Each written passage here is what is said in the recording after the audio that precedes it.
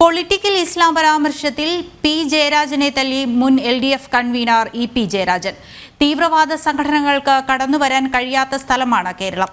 സംസ്ഥാന സർക്കാർ ശക്തമായ നടപടികൾ സ്വീകരിക്കുന്നുണ്ട്. പലർക്കും വ്യത്യസ്ത അഭിപ്രായങ്ങൾ ഉണ്ടാകുമെന്നും EP ജയരാജൻ തിരുവനന്തപുരത്ത് പറഞ്ഞു. കേരളത്തിൽ പൊതുവെ തീവ്രവാദ സംഘടനകളെ നല്ലതുപോലെ നിരീക്ഷിച്ച് നടപടി സ്വീകരിച്ചുകൊണ്ടിരിക്കുന്ന ഒരു ഗവൺമെൻറ്റാണ് ഇവിടെ ഉള്ളത്.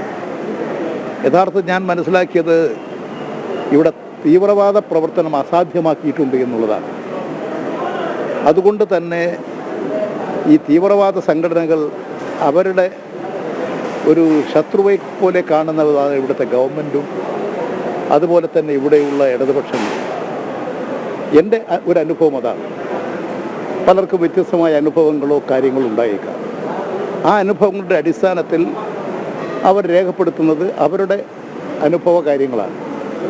ഞാൻ മനസ്സിലാക്കുന്നത് കേരളമാണ് ഈ തീവ്രവാദ പ്രവർത്തനങ്ങൾക്ക് കടന്നു വരാൻ കഴിയാത്ത ഒരു സംസ്ഥാനം. ഇവിടെ മതസാഹോദര്യവും സന്തോഷവും സംതൃപ്തിയും ജനങ്ങൾക്കുണ്ടാക്കാൻ അതീവ ജാഗ്രതയോടുകൂടി പ്രവർത്തിച്ചുകൊണ്ടിരിക്കുന്ന ഒരു ഗവൺമെൻറ്റുണ്ട്.